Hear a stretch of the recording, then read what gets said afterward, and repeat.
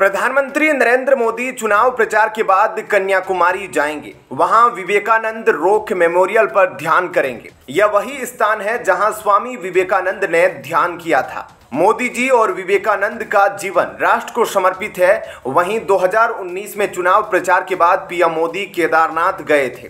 PM Modi के बारे में सबको पता है कि वह 5 घंटे सोते हैं, 1 घंटा ध्यान आसन प्राणायाम करते हैं और 18 घंटे काम करते हैं।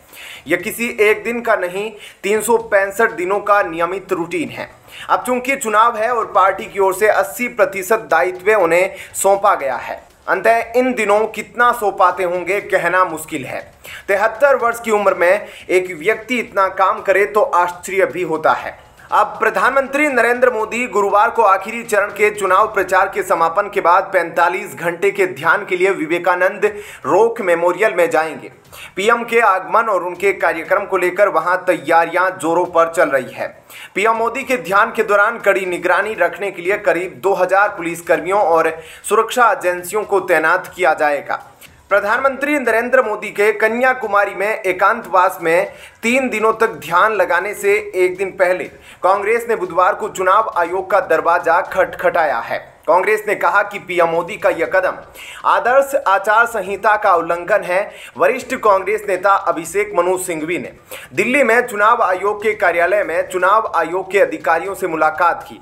उसके बाद उन्होंने मीडिया से कहा कि हमने चुनाव आयोग से कहा है कि 48 घंटे की मौन अवधि के दौरान किसी को भी प्रत्यक्ष या अप्रत्यक्ष रूप से प्रचार करने की अनुमति नहीं दी जानी चाहिए। हालांकि कांग्रेस के अभिषेक मनु सिंघवी ने साफ किया कि पार्टी किसी भी नेता के कुछ भी करने के खिलाफ नहीं है।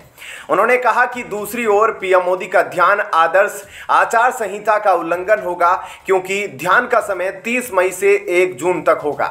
कांग्रेसी वकील सिंघवी ने टिप्पणी की कि यह एकांतवास प्रधानमंत्री द्वारा या तो प्रचार को किसी तरीके से जारी रखने या खुद को सुर्खियों में बनाए रखने की रणनीति है। सुप्रीम कोर्ट के वरिष्ठ वकील सिंघवी ने कहा कि हमने चुनाव आयोग से कहा है कि प्रधानमंत्री को अपना मौन व्रत 24 से 48 घंटे के लिए 1 जून की शाम तक के लिए टाल देना चाहिए, लेकिन अगर वे इसे कल से शुरू करने पर जोर देते हैं तो मीडिया को इसे प्रसारित न करने का निर्देश दिया जाना चाहिए। 2019 में भी प्रधानमंत्री मोदी ने उस साल के लोकसभा चुनावों के नतीजों की घोषणा से पहले बद्रीनाथ और केदारनाथ मंदिरों का दौरा किया था। पीएम नरेंद्र मोदी वाराणसी से जीत की हैट्रिक लगाने जा रहे हैं, जहां से उन्होंने 2014 में अपना पहला लोकसभा चुनाव